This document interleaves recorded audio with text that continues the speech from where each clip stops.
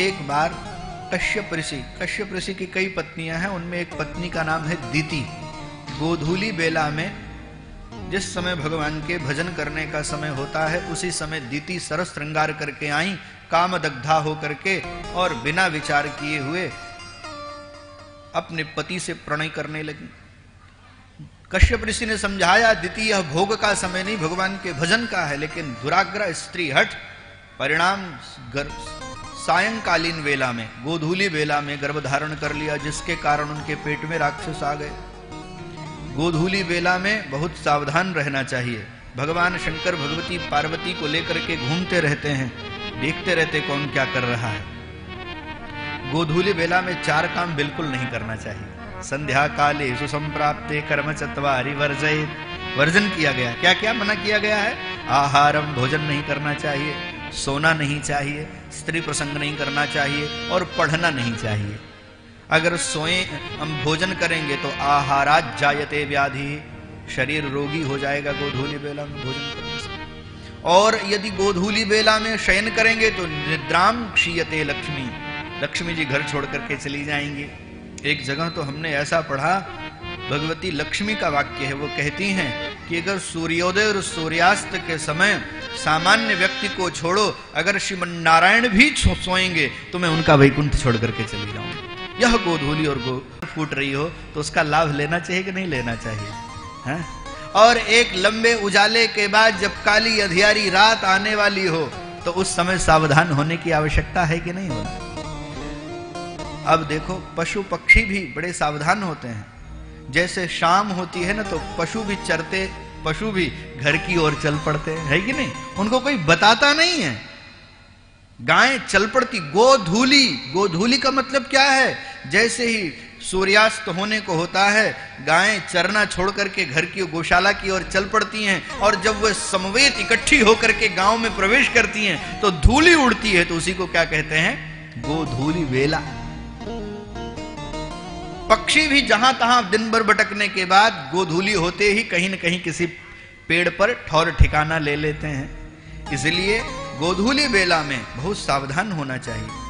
अब तो इतने प्रकाश की व्यवस्था हो गई, नहीं तो पहले जब इतने संसाधन नहीं थे, क्यों बाबूजी, आपको तो पता ही होगा, जैसे गोधूली बेला होती थी, पशुओं के यथास्थान बांध दिया, दरवाजे पर बिखरे हुए सामान अंदर कर लिए, और जो जरूरी सामान हो यथास्थान रख लेते थे, है कि नहीं? अंधेरे में कौन ज्यादा ढूंढे, यथास्थान रख लिया, सब इकट्ठा हो जाते थे। तो हमारे कहने का अभिप्राय है कि सूर्योदय और सूर्यास्त के समय जो सावधान नहीं रहता है उसको लक्ष्मी परित्याग कर देती है। अब आजकल तो घरों में हम देख रहे हैं, विशेष रूप से संपन्न घरों में, जहां गोधूली बेला में ही जलपान होता है, और सूर्योदय तो बहुत लोग देखते ही। एक व्यक्ति हमसे मिले कलकत्ता में और कहे, महाराज आज मैं बहुत खुश हूं। हमने कहा क्यों खुश हो? कहे अपने जीवन में 15 साल बाद सनराइजिंग देखी, हमने सूर्योदय देखा है 15 साल बाद। वो इसलिए कि शोभा यात्रा है, इसलिए जल्दी उठना पड़ा। हमने सुना है कि महाराज बहुत नाराज हो जाते हैं, तो आपके डर से उठे, तो आज बहुत दिन बाद हमने सूर्योदय देखा, आज हम बहुत खुश हैं। हमने कहा ऐसे भी दुर्भाग्यशाली लोग हैं इस धरती पर, है? आजकल लोग सूर्योदय का चित्र जो है अपने घरों में लगाते हैं। वह चित्र क्या लगाना जो डेली दिखाई पड़ने वाला है। नैसर्गिक रूप से और सहज भाव से सूर्योदय देखा जा सकता है, वो ऐसा चित्र क्यों? चित्र तो वह लगाना चाहिए जो सहज भाव से न दिखाई पड़े। वह चित्र क्यों लगाना जो सूर्योदय रोज हो रहा है, रोज उठ करके देख लो। उसकी सीनरी लगाने की क्या आवश्यकता है? रोज ही सीन करो उसको, रोज ही देखो उसको, क्यों? तो सूर्योदय और सूर्यास्त के समय देखो, हम किसी की प्रशंसा झूठी नहीं करते हैं, पर अभी हम कल उठे तो 5 बज रहे होंगे, 5:30, 5:15। तो हमने पूछा भैया कौन कौन जगह है जरा पता करो, तो पता चला कि उदय प्रताप भैया टहलने गए हैं। तो मन थोड़ा खुश हुआ कि अच्छा लगा कि ये सुबह उठ करके टहलने जाते हैं। अच्छा है, समय से, समय का जो सदुपयोग नहीं करता है, समय फिर उसको समय नहीं देता है, इसका ध्यान रखना चाहिए। हर समय सावधान रहना चाहिए। समय चला जाए, समय क्या है जानते हैं? हाथ में बालू रख करके चलो, हैं? और भी लोग उठते होंगे, ये मत कहिएगा कि केवल उदय प्रताप भैया के बारे में जानकारी और भी लेते होंगे, ये भी उठ जाते हैं। 8 बजे वाले हैं क्या ये? 8 बजवा हैं? ये अच्छी बात नहीं है, ये अच्छी बात नहीं है। अब आजकल तो डांटने वाला जमाना नहीं रहा, चेला लोग नाराज हो जाते हैं, फिर दक्षिणा नहीं देंगे, रिस्क लेना थोड़ा खतरे से भरा नहीं खाली नहीं लग रहा है, इसलिए थोड़ा हम सरल शब्दों में ही कहेंगे ये बात अच्छी नहीं है। अब हम आपसे एक बात कहें, अन्यथा मत लीजिएगा।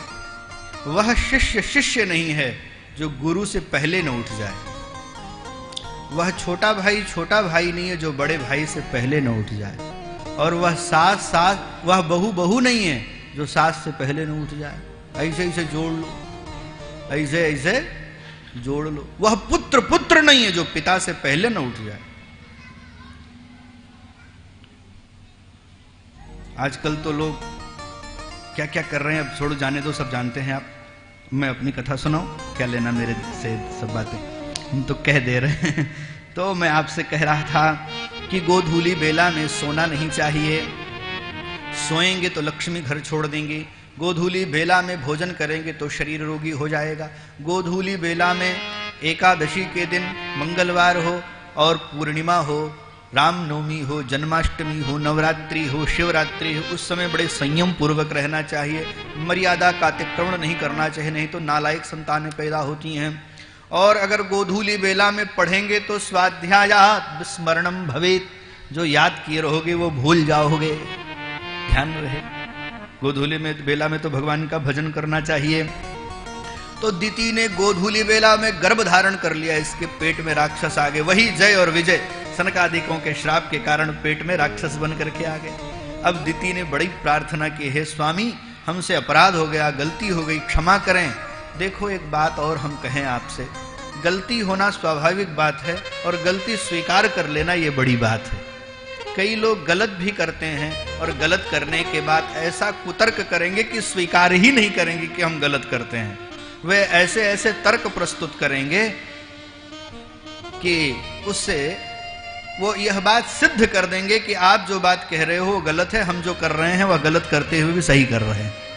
कभी कभी तर्क से लोग कर ले जाते हैं, लेकिन अगर तर्क से कोई बात अपनी सिद्ध भी कर ले जाए तो क्या गलत बात सही हो जाएगी? 1000 लोग अगर एक ही झूठ को सत्य बना करके कहें तो क्या झूठ सत्य हो जाएगा?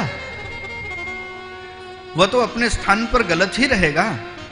तो श्रोताओं, दिति के जीवन की भूल है कि उसने गोधूली बेला में गर्भ धारण किया, लेकिन उसने अपनी भूल को स्वीकार किया और महात्मा कश्यप से प्रार्थना की, हमें क्षमा कर दो। अब फल क्या मिला? कश्यप ऋषि उसके इस प्रार्थना पर और इस प्रायश्चित पर रीझ गए और आशीर्वाद दे दिया, दिति तुमने गलती की, तुम्हारे पुत्र नालायक होंगे, राक्षस होंगे, लेकिन तुमने क्षमा मांगी, तुम्हारा पौत्र महान भगवत भक्त होगा। क्षमा मांगने का यह परिणाम है। दुराग्रह नहीं करना चाहिए, एक लाइन में कह देना चाहिए, हमसे भूल हुई, आप हमें क्षमा करें। लेकिन आजकल तो कोई क्षमा मांगना ही नहीं चाहता है? और बहुत लोग प्रेशर बना भी दें तो व्यक्ति आता है और कहता है हाँ सॉरी बोल रहे हैं। अब ये तुम मत समझ लेना कि तुमको हम सॉरी बोल रहे हैं तो तुम बहुत बड़े आदमी हो गए और तुम हमने मान लिया। अब लोग कह रहे हैं इसलिए हम कह दे रहे हैं। मैंने सीधे सीधे सरल भाषा में विनम्रता पूर्वक वे क्षमा भी नहीं मांगना चाहते हैं। ये आजकल की ये जो विडंबना है।